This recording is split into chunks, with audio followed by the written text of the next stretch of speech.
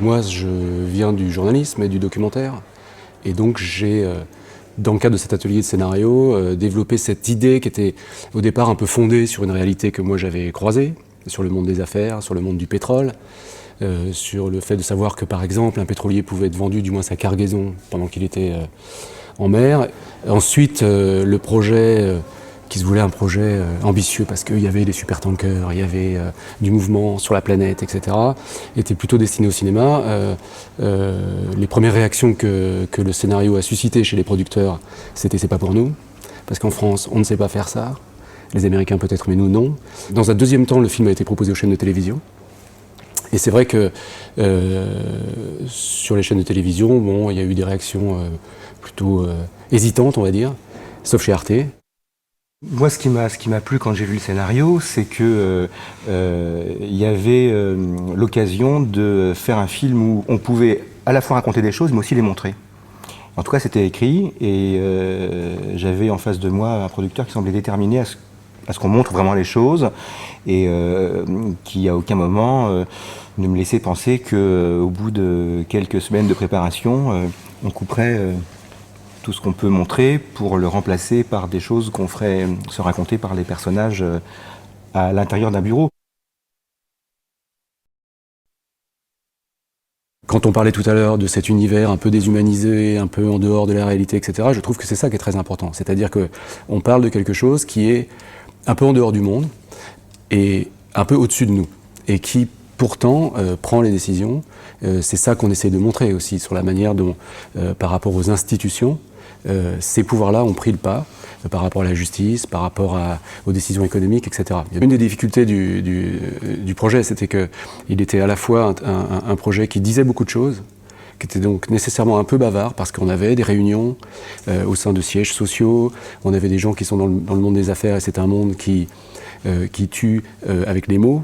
Et donc on avait cette partie qui était très formalisée, très posée, très dans les mots, et puis le film racontait quand même une histoire très mouvementée, c'est-à-dire une marée noire, un pétrolier qui sombre, un crash d'avion, et puis finalement un casse, un détournement d'une cargaison entière de pétrole. Donc il y avait beaucoup de choses qui étaient des choses d'action. Ce sont des gens qui sont au cœur d'enjeux absolument colossaux, planétaires, et qui vivent assez facilement dans une paranoïa délirante, et qui fait que, en effet, les caméras ne pénètrent jamais le monde du pétrole, ou très rarement. Et qu'en effet, quand il a fallu filmer les supertankers, on s'est retrouvé confronté au même blocage, qui était que, y compris pour un simple décor, il en était hors de question. Le film s'est fait avec trois moyens différents. Il y a des stock shots.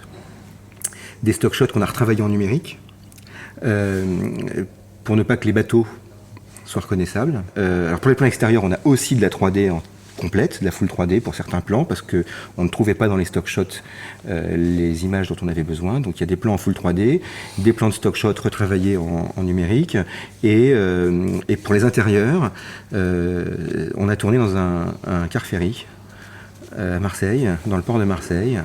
Et ensuite, on a fait des incrustations derrière les hublots pour remplacer Marseille par le pont du supertanker, enfin voilà. Il a pris 15 jours pour travailler le texte en français, demander conseil auprès d'une coach qu'il connaissait, et quand il a eu le sentiment qu'il était capable de jouer le rôle en français, il a dit oui.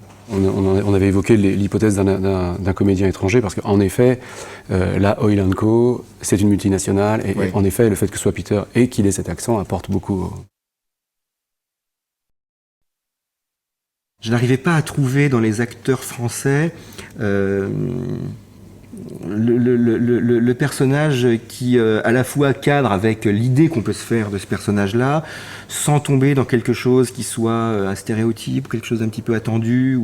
Enfin, moi, quand j'avais lu le scénario de Vincent, je m'étais dit, tiens, faudrait faire ça avec Roy Scheider, quoi. On y était déjà mort, hein, mais voilà, je me disais, c'est un mec comme Roy Scheider qui pourrait jouer ça. Et après, j'ai pris le problème dans l'autre sens. Je me suis dit, mais bon, avec qui j'aurais envie de tourner plutôt, voilà, quels sont les acteurs que j'aurais envie de filmer. Et je me suis dit, ouais, pourquoi pas le faire avec Jean-François, quoi. Le film colle au point de vue de Balthazar, à cette désinvolture dont tu parles. Parmi les choses qu'on aurait pu montrer, il y avait la marée noire. On aurait pu montrer la marée noire, donc on aurait pu à un moment donné se dire qu'il y a une scène qui se passe le long de la plage où on voit machin, etc. Bon. Et j'aimais bien montrer cette marée noire du point de vue de Balthazar, c'est-à-dire en gros une marée noire désincarnée, c'est-à-dire derrière une télévision. Il est devant cette marée noire, mais il n'est pas devant. Il est derrière une télévision. Et quand à un moment donné, il veut plus trop y penser à cette marée noire, il a qu'à éteindre. C'est-à-dire qu'en fait, il fait un peu comme on peut être nombreux à le faire. Il suffit de couper l'image pour que le problème disparaisse.